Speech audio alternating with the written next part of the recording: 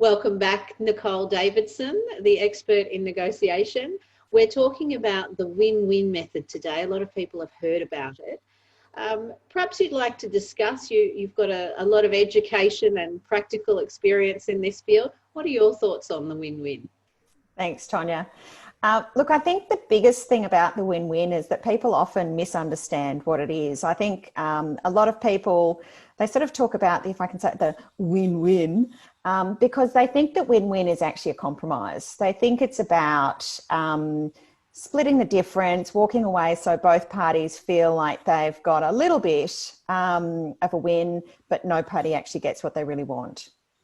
If you look at the materials around this, a real win-win solution, a real win-win negotiation is about both parties fully exploring what's important to them, so that they're not just compromising between two starting positions, but they're actually looking for additional ways to create value in the negotiation beyond what was immediately possible.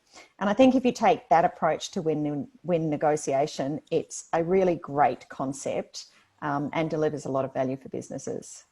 That is a great way to look at it. Perhaps exploring a little bit more of the why before you sit down at that negotiation table. Is that? Absolutely. And it's a really collaborative process. I mean, one of the problems with negotiation is people see it as, I'm going to hold all the information that I've got close to my chest. I'm going to keep my cards hidden because I don't want you to use any of the information that I've got against me. But once the parties actually are a little bit more open with what's going on for them, that's where you actually get real opportunities to do better deals. So, for example, you might have a company that's just talking about doing a sales agreement for 12 months, and they might be talking purely about price. If all they negotiate on is that one price figure, they might compromise between, the buyer that wants to pay $100 per unit and the seller that wants to charge $120.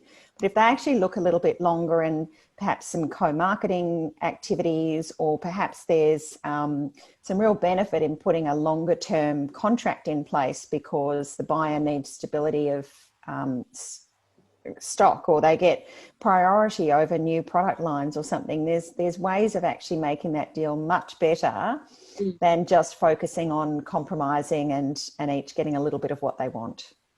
That's great. Some great takeaways today. Thanks, Nicole. Thanks, Tonya.